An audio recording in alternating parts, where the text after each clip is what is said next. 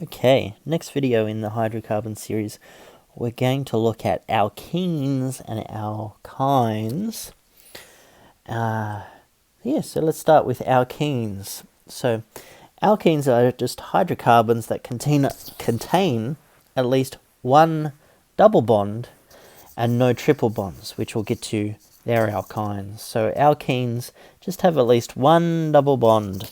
So going back to our definition of saturation, where a saturated hydrocarbon just had all single carbon-to-carbon bonds, alkenes are unsaturated because they have at least one double bond. So they don't fit the CN H2N plus 2 rule. Okay, if there's just one double bond, they fit a CN H2N rule, because each double bond, instead of a single bond, takes away two potential bonding hydrogens there. Okay, so in general, alkenes are more reactive than alkanes because those electrons that are in the double bond are forced into a closer and more dense area. So they all want to still repel each other, but they're all in between these two atoms. So they're a bit more reactive than alkanes. So it's not energetically desirable, and you do tend to get alkene reactions, which we'll look at in an upcoming chapter. Okay, chapter 10. Look, I've written it there. Okay, uses of alkenes. So where we get them from, we also get them from crude oil deposits in low quantities, but we can also make them by our long chain alkanes that we get from crude oil as well. And we can do a reaction there to make shorter chains and put a double bond in them. And so we use these alkenes for a variety of purposes, but the main ones is for a kind of what we term a precursor, which is a chemical that we make to then make plastics. Okay, and so they can make a wide variety of plastics, alkenes. So we can combine them with different elements to give different plastics different properties, and we'll look at that at the end of this module under the polymers section. So we can design a desired alkane by doing different reactions that we have in our toolbox. Okay, so the most common alkene that we find handy is ethene, and its old name is ethylene, which you might have heard before. It's reacted with itself usually, and if you react it under different conditions, you get different properties. And so it forms a polymer, which we'll look at later, called, we should call it polyethene, or it's actually known as polyethylene, and you often see it as products as PE, like I've got over here. So the old name is polyethylene. Makes a lot of good plastic products. I also put ethene here because it has something to do with fruit ripening as well. From memory, I think it's fruits like apples give off ethene, and it causes bananas to ripen quicker. I think I've got that around the right way. I don't think it's bananas giving off the ethene. I think it's the fruits like apples giving off the ethene, and the ethene causes the bananas to ripen. Okay, so here's some more uses. So as I was just talking about that ethene molecule, 2 carbons with a double bond in between. Double bond there. So ripening fruits, as I was just saying, a precursor for making differing reactions, especially for making polymers. And we've also got propene, because it has 1, 2, 3 carbons here and a double bond. It's also a monomer for polypropylene, which is another very common plastic. So we also polymerize that one, make it into a plastic. And it's also used as a reactant in making acrylic acid and glycerol. So other handy products there. And we've also got butadiene here. Because we've got 4, di, because we've got 2 enes, 2 double bonds, butadiene, and it's used in making rubbers and PVCs. Okay. So I've kind of hinted at it before, but we need to start talking more about these things called isomers. And we're going to start by thinking about the molecule butene. It has the formula C4H8, so it fits the CnH2n rule. Okay, so it must mean, well, it could mean several things, but here I'm telling you it has a double bond, but remember it also could be a cyclic alkane. They also fit the CnH2n rule. But here we've got the molecule butene, and here we've got one particular butene. We've got the one called 1-butene because meth, eth, prop, but, and the double bond is just after the 1 carbon there, not the 4, because we want to have the lowest number series. So it's after the number 1. We number, in this case, on the right-hand side, because that's the closest end with the double bond on. Okay, so we name that 1-butene or but-1-ene, and that 1 tells us that the ene is in the 1 position. This comes in handy later when we're dealing with more complex molecules. 1-butene, though, I can still tell what you're talking about. Okay, so that's 1-butene. There's also another butene. Still C4H8, still 1, 2, 3, 4 carbons, and still 1 double bond, but the double bond is now in a different position. It's still a butene, but 1, 2, 3, 4, it's after the 2, the double bond, so it's 2-butene or but-2-ene. Notice also we could have gone 1 on the left here, 2, 3, 4, and it's the same molecule. It's just the mirror image, so it doesn't matter which way around we number this one. It's always going to be 2-butene. Okay, so this 2-butene is an isomer of 1-butene. They're butene isomers, 1 and 2. Same formula, same structure, same name even, but the position of the double bond changes. Okay, this one here is also butene, but, oh, I've gone to the razor. 1, 2, 3, 4 carbons in its backbone. And we've just moved the double bond left again over here. But you have to see that we could just renumber 1, 2, 3, and 4 here, and it's still 1-butene. Okay, so this, what could have potentially been 3-butene, is actually just 1-butene. So you haven't got as many isomers as what you think, or different ways to rearrange these, because you've got mirror images, or just turn it around. So if you just turn this molecule around, so pretend you're facing the other way, it's just the same as number 1 there. So it doesn't get a separate name. So with the molecule butene, there are 2 isomers of butene, but-1-ene and but-2-ene, but there's no but-3-ene. It's just number 1. That's what I was just saying there. So they're isomers of each other. Isomers meaning they have the same molecular formula. And also we're going to go a bit further very soon to discuss different types of isomers here. So in important bold down here, isomers have the same molecular formula, but they differ in how the bonds are arranged.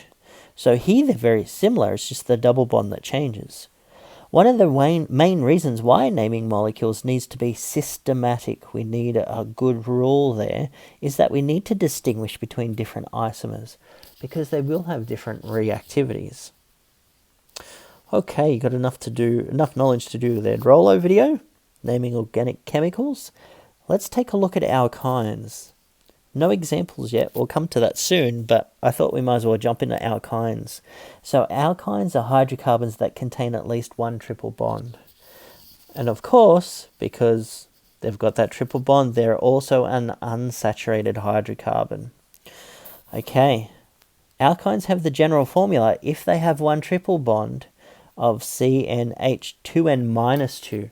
So we've lost another 2 potential carbon to hydrogen bonds there. Okay, not hydrogen bonds, don't go there. Carbon to hydrogen covalent bonds.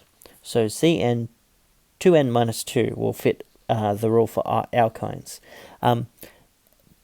Alkynes are more reactive than alkenes because of the same reason why alkenes were more reactive than alkanes, is you're fitting more and more electrons into the same space and they want to repel each other. So it's it's less energetically stable, it's more reactive, okay? And in actual fact, just a little bit of an extension, a triple bond is so a carbon-carbon triple bond is a shorter actual length in picometers than a double bond. That's actually longer. I'm getting a bit distracted here, not explaining it properly. A carbon-carbon triple bond is quite short. A double bond is longer, and a single bond is longer again. So the density really goes up when you stick through, 3 pairs, so the 6 electrons between those 2 carbons. Not only is it 6 in there, it's actually in a shorter distance between the atoms. Anyway, side note there. Okay, we use alkynes for a variety of materials, including pharmaceuticals. Because their reactivity, because they're highly reactive, they are quite rarer than alkanes and alkenes, because they're usually reacted away with something. Ethine, which is just this molecule here in my messy writing, its old name is acetylene, which you may have heard of, and it's often used as a fuel in welding, and that is because it has a very high combustion flame, so 3,300 degrees Kelvin. It's also very handy for us chemists because we use it to produce very hot flames in a particular type of analysis and called flame atomic absorption spectroscopy. And we'll look at that in Module 8. So it's a very, very handy fuel. We can do a combustion reaction with acetylene and it gives a very, very hot flame. Handy for welders, handy for chemists. Welders are chemists too. Yeah. Okay, to name hydrocarbons. Okay, this is taken from the earlier video where we did to name the alkanes, and what I've done here is just kept the same thing, and I've just bolded anything that I've changed here. Okay, so in step 1, we need to determine whether we've got an alkane, alkene, or alkyne. Okay, looking for single, double, or triple bonds. Okay, and then we start on the right hand side of the name, we start with N, and so if it's got a triple bond, we'll put the "-ine", double, we put the "-ene". If it's fully saturated and only got single carbon-to-carbon bonds, it's an "-ane". From there, we determine the longest carbon chain, or, here's the addition, the longest chain with the double or triple bond in it. Now, the rules change here. We need to keep the double or triple bonds within the main backbone of the molecule. So there's one new addition there. Okay, then we just do the usual finding side groups and ending them in YL, and then we number the carbons, but here when we're numbering the carbons, the double or triple bonds will sit with the lowest. So it doesn't matter if we've got methyl branches or ethyl branches coming off anywhere, the thing that wins out there with the lowest number here is the triple or double bonds. We put them in the lowest numbers. Okay, and then we look at if we got ethyl methyl groups or anything else on there. Alright, I added this table in just to give you an overview of what we see in naming with our meth, eth, prop, bute. When we've got alkanes, alkenes, and alkynes, notice there's not much difference. They have the same prefix, but they just end with their appropriate, suffix. Pre is before, suffix is after. I've got that right. So all the alkynes have the same, if it's 2, it's eth. Well, they just end in "-ine", "-ine", "-ine", "-ine", "-ine". So hexyne, heptyne, octyne. Heptene, hexene, pentene for a double bond, and single bonds, remember, the anes. So that's just a nice handy little chart just to show you that that pattern is very consistent through those. Okay, some examples. We've got to name the pictured hydrocarbon. Oh, haven't we done this one before? Well, find the longest carbon chain. Well, we've got 1, 2, 3, 4. Okay, and we've got a double bond in there. So it's an ene with 4 carbons. So it's a butene. Okay, a butene. All right, I left a space there, kind of half deliberately. We may need to put a number in there. We could have 1 butene, but we don't. So we have 2 butenes, so we have to put a number in there. There's possible isomers there. Okay, if there was no possible isomers, we could just not use a number. But because there's a 1 butene and a 2 butene, I need to specify which one it is. It's in the 2 position. No matter whether we call that number 1 or that number 1. 1, 2, 3, 4. 1, 2, 3, 4. No matter which side you start, you're right. Okay, so it's either but 2-ene or 2-butene is also acceptable. Okay, nice simple one. Number 2. Okay, let's find the longest carbon chain. Oh, and there's a double bond, so we need to make the double bond in the longest. So we've got 1, 2, 3, 4. Oh, there's a side branch there, but I'm going to go to the top one because it's too long. The bottom one is only 1 carbon long. So there we go. 1, 2, 3, 4, 5, 6. So it's a hex, and it's a double bond, so it's a hexene. Hexene. I'm going to leave a space for a number there. Okay, remember the rules. No matter what side branches you got when you've got an alkene or an alkyne, the double bond gets the lowest number.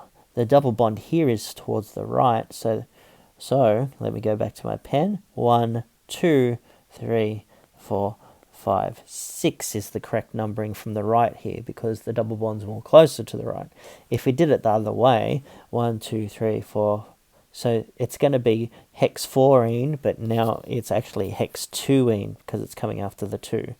So hex 2-ene, okay, I've named all of that, and we've got a methyl branch. So it's a methyl branch, and because we did that numbering system from the right, it's on the 4 carbon. So it's a 4-methyl hex 2-ene. 4-methyl hex 2-ene. No spaces in there, even though I've written it terribly. If you're in an exam and you find yourself with the space in there, just rewrite it underneath there properly once you got the final answer. So 4-methyl hex 2-ene. I think I got that right. Name the pictured hydrocarbon. Oh, we've got a triple bond and a double bond in here. Oh, and we've only got 1 carbon backbone, which is handy. Okay, so let's count them. 1, 2, 3, 4, 5, 6. So it's a hex. Oh, I'm on the eraser. It's also a hex. Okay. We've got a double bond and a triple bond, and they're closer to the right-hand side. So I'm going to name that carbon 1, 2, 3, 4, 5, 6. So we've got a triple bond in the 1 position, and we've got a double bond in the 3 position. Okay, so I'm going to go, this is a tricky one where I'm going to teach you something new. Okay, I want to end on the ine. Okay, that's the most important thing, the ine, and it's in the 1 position. So I'm going to move in from the end of the word. So it's going to be a 1-ine, and it's going to be an ene-ine. That sounds really weird, but believe me. And the ene is in the 3 position. It's a hex 3-ene 1-ine. Okay, is there anything else I didn't cater for? No. So its actual name is hex 3-ene 1-ine. Okay, let's name this one. Alright, we've got a bit bigger one, but look here, there's a triple bond. Okay, so our backbone is going to at least come to here. Here it can branch. The top branch has 3 carbons, the bottom branch has 2. So to get the longest one, we're going to go the top way. Okay, so there's my longest one, and we've got a 2 branch there. Okay, The triple bond will need to be in the lowest numbers, so I'm going to start numbering from the right because it's closer to the right. 1, 2, 3, so the triple bond's in the 3 position. 4, 5, that branch is in the 5 position. 6, 7, 8. So it's an oct, and because it's a triple bond, it's an octyne. So it's an oct, and the triple bond's in the 3. Yne. It's an octyne, so I've catered for all that. That's the octyne, oct3-yne. We've got an ethyl branch in the 5 position. So 5 ethyl oct3-yne. 5, oh, terrible. 5 dash ethyl oct3-yne. Okay. Example 5. Ooh, here's an interesting one. We've got a cyclo. It's a cyclo with a double bond in there too. Okay. So it's a cyclo with a double bond. It's a cyclo with 4, so it's a cyclobute, and it's a cyclobutene because it's a double bond. So it's a cyclobutene. Now with the cyclobutene, with the cycloalkene, the double bond will get the lowest number, okay? So this is the one or this is the one, okay? But to have the lowest number set, if that's the 1, the double bond must go across the 1 and the 2, okay? So let's just show the possibilities. 1, 2, 3, 4, okay. So it's 1, 2, 3, 4. But these methyl branches are off the 2 and the 3, okay? Oh, now I've got myself stuck. I'm just considering. Well, it's a cyclobutene, okay? And we don't need to number, because it's a cyclo, we don't need to number where the double bond is. It's always implied that the double bond is across the number 1.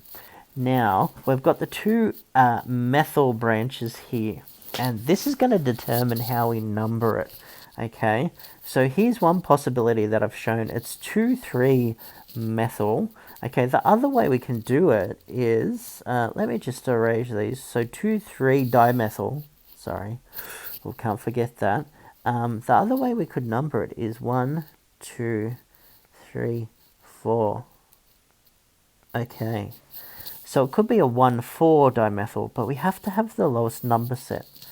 So the 4 loses out, even though the 1 is higher. I'm pretty sure of this. 2,3 is lower than the 1,4. So, please, if you can comment if I've got this wrong. There's so many naming rules. But I'm going with this. I think I'm fairly right. So 1, 2 across that way, and then the 3, 4.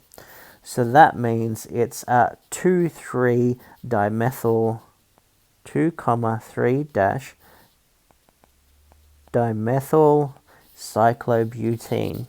If you told me 2, 3 dimethyl cyclobutene, I'd be able to draw that, definitely.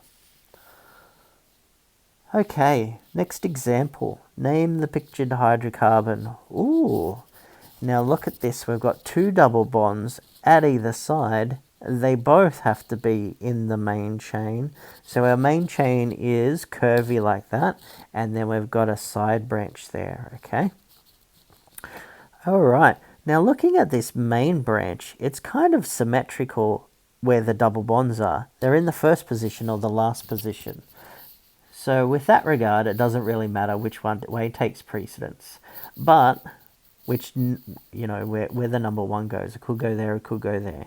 But because we've got this methyl branch, I'm going to put, because it will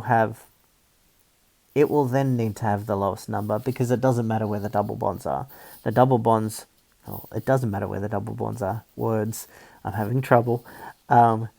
It doesn't matter because it's symmetrical here. It's always going to be a 1, 3, no matter which way you put it, which way you start. So we need to have the methyl branch with the lowest number. So it's going to be 1 here on the left, and then 2, 3, 4, 5. Or did I say 1, 3? Terrible. I think you get the picture though. Okay. So it's a pentadiene. It's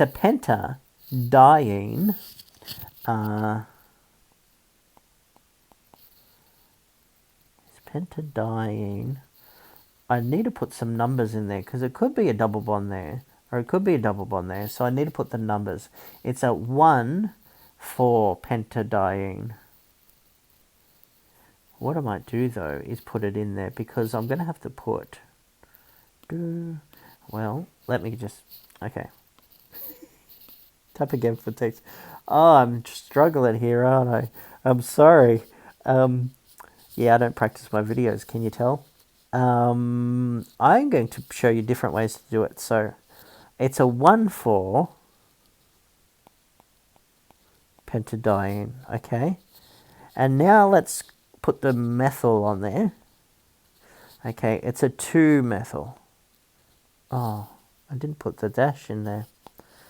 Terrible. 2-methyl. Okay, 2-methyl 1,4-pentadiene. You could also have it as 2-methyl pent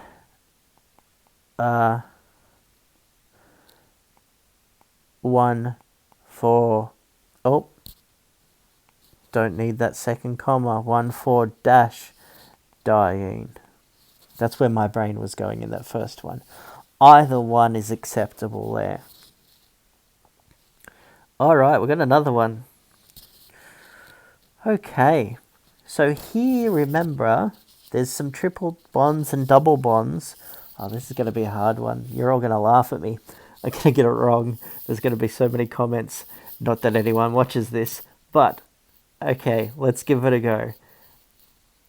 Okay, it's not the longest branch, but it's the longest branch containing all double and triple bonds. So that is actually this curvy long one here. Even though going up here may be longer. Doesn't matter. Okay, so that's our main backbone. Alright, let's start with that. How long is it? It is 1, 2, 3, 4, 5, 6 carbons long. So it's a hexyne. And it's a hexene too, because it's got an enes. It's a hexadiene. Ah, words. Okay, let's see how we go. This is a hard one. If they throw anything like this at you in the exam, well, I don't know what you're going to do. You're going to solve it. That's what you're going to do. I'm going slightly crazy here, aren't I? Alright, numbering though, let's just leave a space. It's a diene, and there's 2 numbers there. Okay, it's a hexa dash. Oh, we just need to decide on our numbering, okay? So we need the lowest number set. So 1, 2, 3, 4, 5, 6. And I'm going to number the opposite underneath. 1, 2, 3, 4, 5, 6. Okay. Alright, so if we do the top numbers, it is 1, 1,3-di-5-ine. 1, 3, 5. Okay, if we do it below, it's a 1, 3, 5 that way. So numbering, it doesn't really matter. To keep it nice, I'm going to put the triple bond in the 1 position because that makes me happy, and it probably makes me happy because of some rule somewhere. Yeah, but there's always a chance I've got it wrong. So I'm going to name the ion in the 1 position because we've got 1, 3, 5 no matter what way we go. I might as well put the ion in the 1 position. It's more important. Okay. So then we've got the dienes in the 3 and the 5 position. So 3, 5. So it's hexa 3, 5 diene 1 ine. I don't think I need that extra E there. Now I've got a space. Okay. But we've got side branches. Just when you thought, well done. These two side branches. Okay, we've got this one here has 2 carbons, so it's an ethyl. And this one has 3, so it's a propyl. There's nothing else there. Phew! Don't want to get any harder here. So, alright, remember the rules. What goes first, the ethyl or the propyl? E comes before P, so ethyl will come first in the word. So I'm going to put, it's a 4-propyl.